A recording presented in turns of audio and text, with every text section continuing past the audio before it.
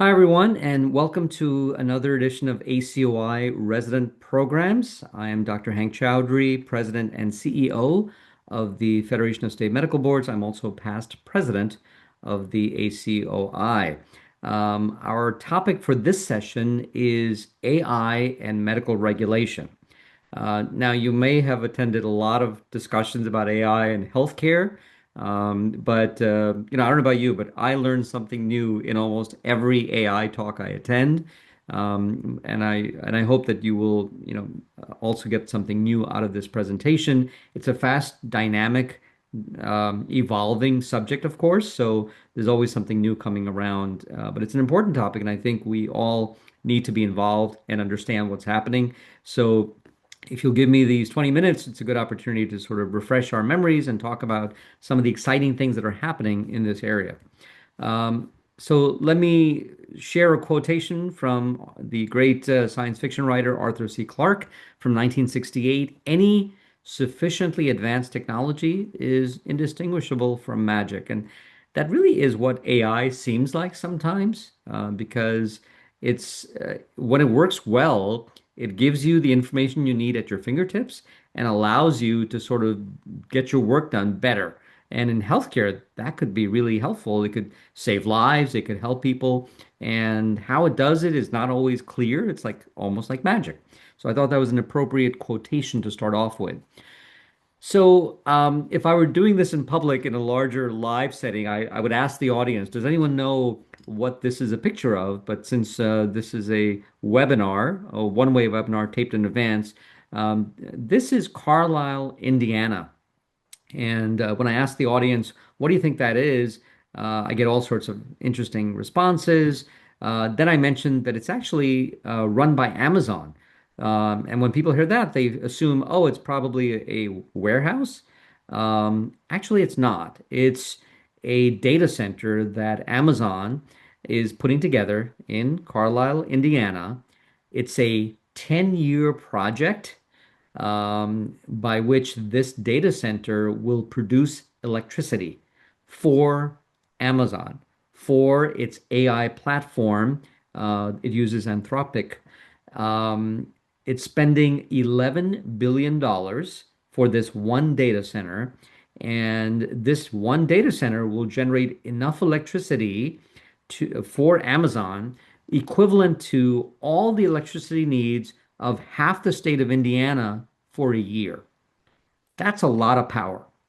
And there are data centers, I'm sure you've heard about data centers all over the globe that are being created. In fact, they're bringing nuclear power reactors back online because AI is a great thing, but it needs electricity. It needs power to function. And so this is a sign of the times. I think that there's a great need in the future for electricians and electrical engineers, is what I've been told. So let's talk a little bit about usage. Some of you may have seen this before. This is from OpenAI and World Bank, as published in the Financial Times. When the internet was first created, it took about a dozen years before 800 million people started using the internet. But if you look at ChatGPT, which just came out in November of 2022, it took less than 2 years for 800 million people to subscribe and start using ChatGPT, and that's phenomenal. So AI is definitely, not only part of the zeitgeist, but people are talking about it. People are using it. In fact, they're using it so much it's hard to tell what's real or not anymore. Um, to the credit of the FSMB, we've been looking at AI for a number of years. In fact, in 2018, almost 8 years ago, we held an important meeting in DC with attorneys, with experts in AI to talk about the role of AI in healthcare and what the role of medical boards should be. So we've been keeping a close eye on this. In fact, recently, my organization created an Office of AI Innovation to centralize some of our initiatives across FSMB because almost everybody was doing something related to AI in my organization. We have about 200 employees. Our headquarters are in Dallas, Texas, but we also have a DC office, partly to enhance internal operations, but also to provide some regulatory support for our state boards. This drives a lot of our practical AI applications and allows us to engage cross-functionally with other leaders as well. So in fact, my chief operating officer recently told me that almost everything that FSMB does in the area of technology involves AI, and that surprised me because I didn't realize that we were so heavily invested already in using AI and trying to leverage its capabilities to make our organization better, but also to serve our state medical boards better as well. So let's talk a little bit about traditional versus generative AI. Sometimes when I speak to audiences and I say, how many people here have used AI? Majority raise their hand, but some don't. And then I say to the ones who haven't raised their hand, have you ever done a Google search? Have you ever used Amazon to purchase something? And if the answer is yes, they've used AI as well. Because there's something called traditional AI, which is like a Google search or an Amazon recommendation. It's called a narrow or weak AI because it focuses on performing a very specific task smartly, intelligently, based upon some prior data, but it's pretty simple and straightforward. It's a specific task, and they're not great uses for it, but it's something that most of us are familiar with. When we talk about generative AI, that's what really sort of hit everyone's attention at the end of 2022 when ChatGPT became available to the general public. This is where you can create and generate, that's where you get the word generative, something new with information that's given to AI. Information that is not just a spitting back of an answer, but something where AI can look at disparate pieces of information and create new content or a new image or a new audio or a new video based upon your question. Examples include, it says GPT-4, it's now GPT-5, but there are many, many different types of generative AI. In fact, the next aspect, if I were to do this chart again, I'd have a third column for agentic AI. Agentic AI is when not only do you ask a question, but AI actually does something, takes an action. And one example of agentic AI could be some of those Waymo cars that some of you may have ridden in, where you don't have a driver, it's an automated car. They have that now in San Francisco, Phoenix, and a city coming closer to you. And Waymo's not the only company. There are other companies looking at that. But if you look at the bottom of generative AI in this column, a concern about generative AI is confabulation and or hallucination. And I've asked audiences, how many of you have heard of AI hallucinations?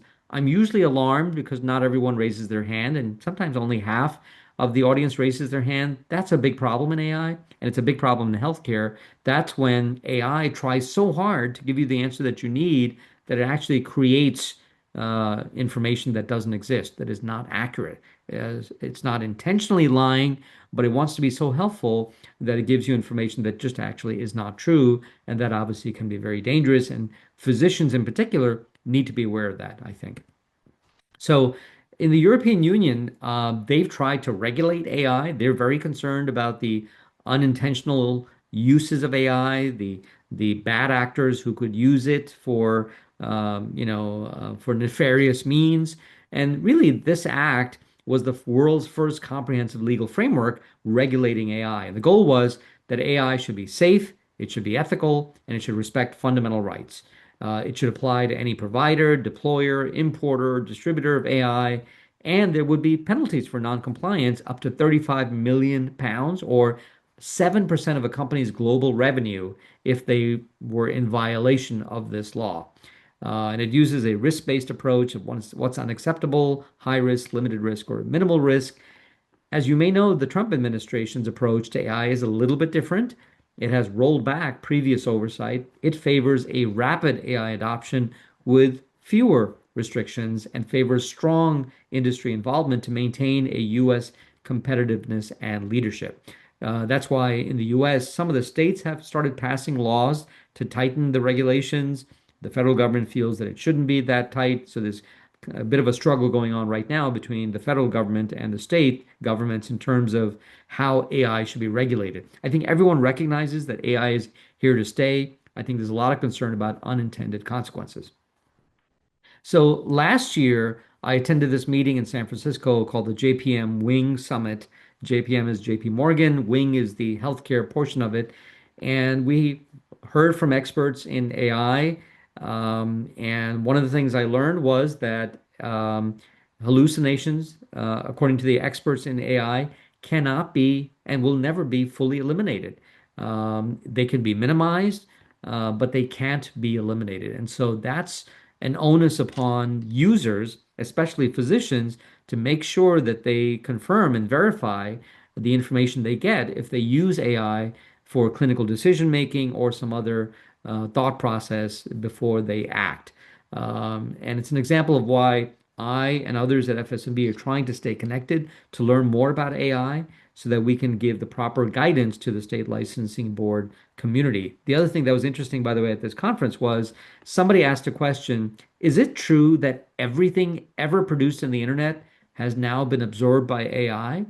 And the very smart person who answered paused for a second and said, yeah, that is true. Everything ever produced in the internet has now been absorbed by AI. Wow, that is phenomenal. And so the power of AI is obviously something that can be used appropriately, but it can also lead to bad outcomes. The National Academy of Medicine has looked at the workforce implications of AI in health and medicine. And so they've been looking at this as well. Here are some examples of workforce implications. Obviously, if we adopt AI that can alleviate workforce shortages and reduce clinician burnout, who could be opposed to that? Maybe it's occurring in your hospital right now. I don't know if that's the case yet, but it's starting to. Even medical schools are starting to talk about AI and teach it, but not every medical school does it yet. Healthcare jobs are evolving to require new skills, including things like data analytics, informatics, technical use of AI systems. There's a new role called prompt engineers, people who know how to ask AI the right question. That's an entire field. And I think there's going to be a demand for prompt engineering and prompt engineers. There's also going to be changes in education, both medical school as well as graduate medical education in the near future. Now, there is a risk that automation may lead to the displacement of some administrative roles. I think that's true. I don't know if travel agents are always going to be needed to be human. So, for example, as one example of an administrative role, but maybe those individuals can do other things. And AI, of course, encourages interdisciplinary collaboration, and that's, I think, something to keep in mind as well. So, what are some of the current uses of AI in healthcare? Clinical decision support. This is especially crucial if you're dealing with a case where it's not clear what's happening. You've done all the usual tests. You can enter information anonymously and maybe get some clinical decision support. Hey, have you thought about this test? Or hey, have you thought about this diagnosis? I think AI can be quite powerful for that. The biggest area that people are excited about is documentation and workflow automation through ambient listening, where maybe you can engage with a patient and you and the patient agree to have AI listen ambiently without sort of being visible in the room. And at the end of your encounter, AI puts together the progress note or the documentation in the electronic health record. You review it, of course, to make sure it's accurate, but that kind of ambient listening could be a powerful saver of time and improve efficiency. And as long as the human, the physician, is there to verify and check off that this is accurate in terms of the engagement. Patient communication and virtual triage, as well as insurance administrative appeals. So I think there's powerful potential uses of AI, and I'll talk a little bit more in a moment. This is a slide from a meeting I attended in Riyadh, Saudi Arabia. This was a meeting with 120,000 attendees. I was one of 500 speakers, and AI was a big thing. Ambient voice as a platform. AI could be involved in hygiene screening, nursing, patient discharge, fall detection, intelligent ordering, translation services, clinical decision support, depression screening, patient intake, patient education. The whole world is looking at AI as something that could really improve our lives. But of course, we're also worried about privacy. We're also worried about unintended harms that can occur. But if those can be sorted out, I think AI could be a powerful tool. Now, in terms of specific tasks, I don't know, this is a busy slide. I don't know how well you can see this, but for things like image reading, visual reasoning, medium level reading comprehension. For example, the data show that AI can supersede and expand beyond human performance. So, in other words, machines are even better at looking at X-rays, at looking at EKGs, at looking at text, understanding things in medium level reading comprehension, even in PhD level science questions. However, this is the Stanford University 2025 AI Index report. Humans, if you look at the orange on the right, humans still lead in what's known as multimodal understanding and reasoning, which involves questions across disciplines that include charts, maps, tables, and images. Our brains, for now, are really good at that. AI isn't there yet, but if you notice, the trajectory is on the way up. So we'll see what this year and next year show. So I'm going to finish up with some examples of how AI can actually be helpful in healthcare specifically in various disciplines. So for example, and those of you who are either a cardiology fellow or interested in cardiology may know this already. You can use AI now. There's some interesting studies coming out. This was published in the European Heart Journal in early January of 2025. When you look at an EKG, you do your best, you know what to look for, and you can tell what's a normal EKG. But if you give that EKG to AI, AI as a machine has the capacity and the ability to pick up on subtle things like QRS morphology, T wave morphology, QT timing, P wave notching that's so minor. It's like milliseconds long that your human eye can't pick up, but AI can pick up. And so studies are now emerging that you can actually predict who's going to get heart failure through AI if you allow AI to look at an EKG in ways that humans can't do as well. So I think that's an area of excitement in cardiology and suggests that there's value to these tools that we haven't even thought of, but everyone's looking into now. Another example is application of AI in gastroenterology. So one area is when you're doing an endoscopy. Those of you who are GI fellows or going into GI, if you're doing an endoscopy, you're going to get glare as you're using the light to, and if you come across a nodule, you're not sure if it's a polyp, you're not sure if it's benign or cancerous. So obviously you're going to take a biopsy of it. But AI, because of its abilities to look at anything and determine what's happening better than anything else, if you feed it the right information to begin with, AI can actually tell you as you look at a polyp whether it's more likely to be benign or not. If it's potentially cancerous, maybe you don't want to try to take it out because you might seed it further.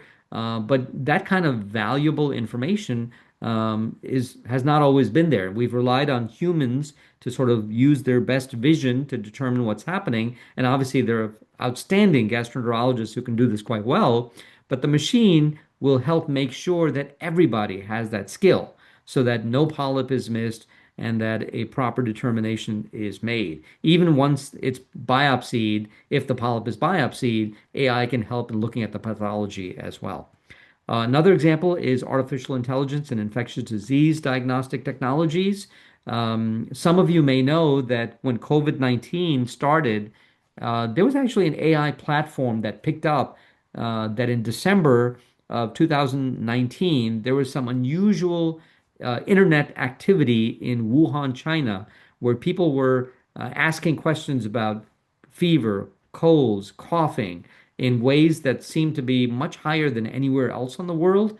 That was actually AI picking up that there's something going on in terms of infectious disease.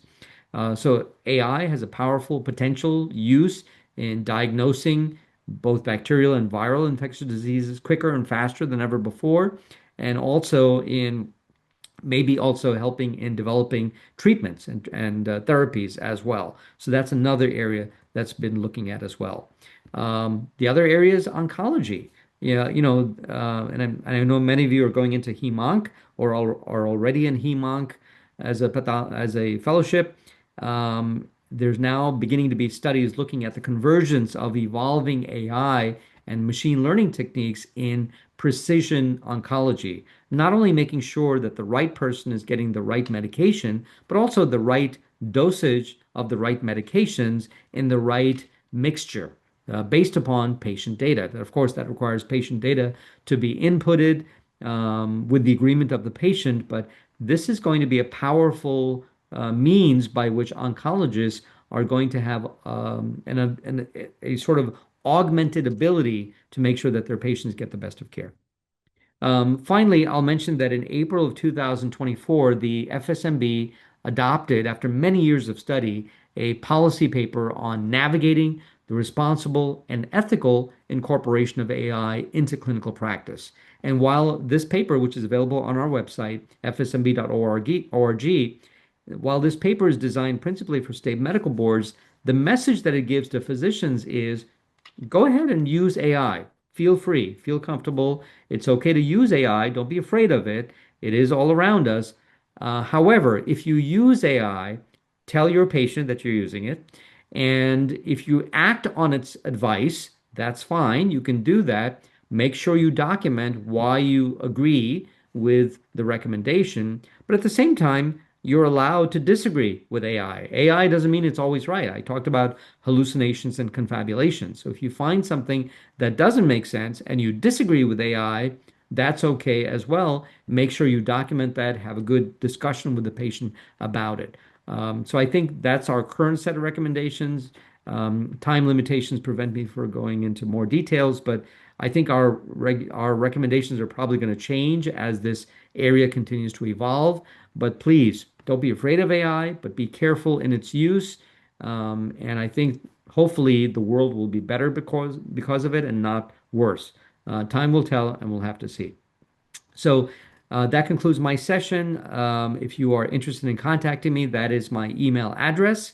If you're interested in learning more about the ACOI Resident Series, contact Kara Kearns, the Student and Resident Program Manager at the ACOI. I'd like to thank the ACOI for inviting me for this important broadcast. Thank you so much.